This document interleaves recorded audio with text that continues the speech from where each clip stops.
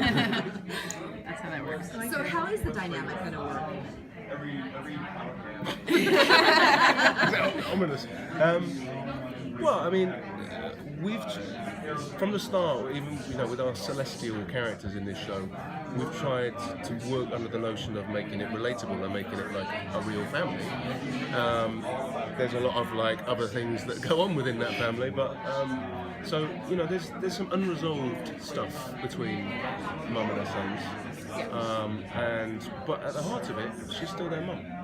So we find, and we've not experienced that in the show yet, where there's kind of real Lucifer experience, real love, unconditional love, which is a bit of a curveball for him. Yeah, it definitely has, as mothers do, have a tendency to bring out maybe a side of their children that they don't show sometimes to other people, and how they relate to each other. And there's also going to be you have a personal relationship, individual relationship with each one of your children. Meanwhile, still having a group relationship as well.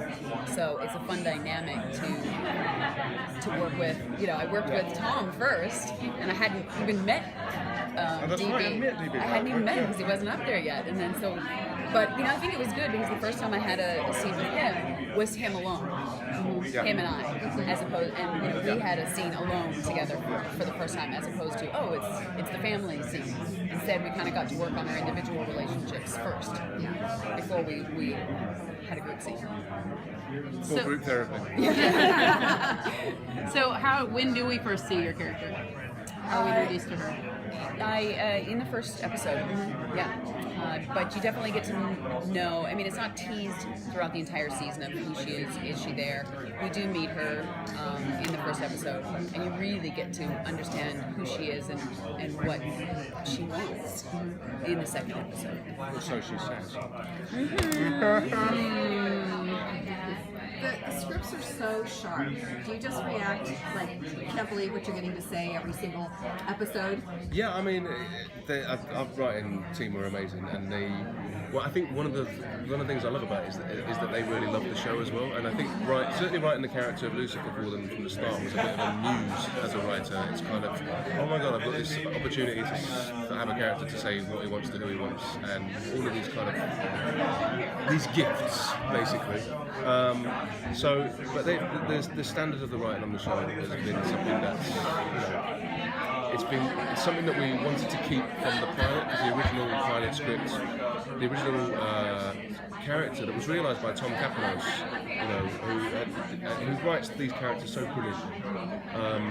We wanted to keep that voice going, and our writers have just latched onto it and run with it really, and the show's really evolved, and we've got a very creative floor that we, when we're at work, it's not always as scripted.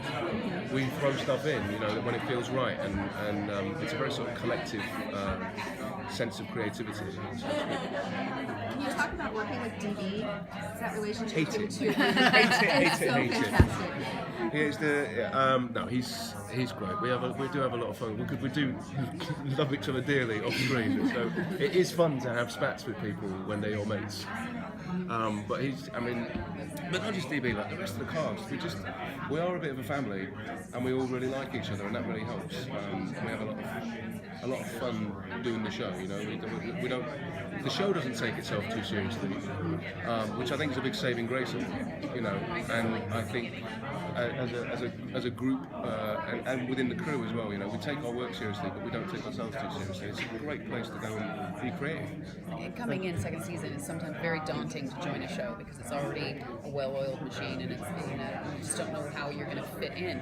But I was immediately embraced, immediately felt made to feel comfortable, and then you're past all that, and you can just focus on the work.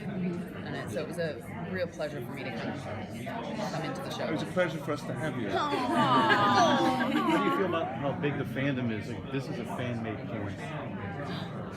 Wow, is that? You can keep it now. You have one. I do. I can't levitate it right now for you. I mean, obviously, when you do anything like this, you want people to watch it, you want people to respond to it, and you hope they respond in a positive way, and because it doesn't always happen like that, believe me. And I think there was there was a slightly nervous element to, certainly from my side of things, about how it would be received, because I knew the name of the show might get in the way of people's feelings about the show. But I think the nicest thing is that when people have watched it, one, they've gone, oh my god, I can't believe it's this funny. And it's like, I didn't expect it to be that. I think they were expecting something that's kind of like ominous and dark, and we have elements of that. But you know, like I say, the humour was always a real attractive thing for me in the first place. Was like, I want to do something that's fun. And we can tell a story that does resonate at times, but it's still fun, and it's entertaining for our audience, and that's been our sort of, you know, our objective from the start. And so the fans catching on and going for that is just like, oh, thank God. And coming to Comic-Con last year was amazing. It was the first time I'd ever been, and the show hadn't aired, and they screened the pilot, and people were laughing at the right places. I was in the room for that. Yeah, I dragged amazing, my right? friends because I've been a fan of yours since Miranda, and I'm like, we have to go see this. I'm really curious about it. And we went in, and 10 minutes in, they're like, oh my God, what is this? Yeah. This is amazing. It was great. I cannot wait. I'm not taking it. I'm sorry taking it back. Okay, thanks, Tom. Sorry.